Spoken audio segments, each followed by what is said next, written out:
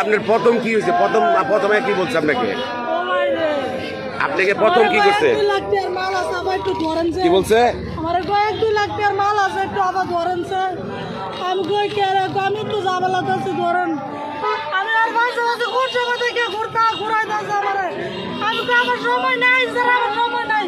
আমি যাইতাম গাড়ি ধরা মারতে আমার আমি কিছু লই নাই, চলে তো গার্মেন্টস করতেছি 10 বছর ধরে। আমি কিছু হাত লই না, একটা কাজ দিল আমি হাত লই না। আমি আপনি কি ইবিজেনে চাকরি করেন? ইবিজেনে চাকরি করেন?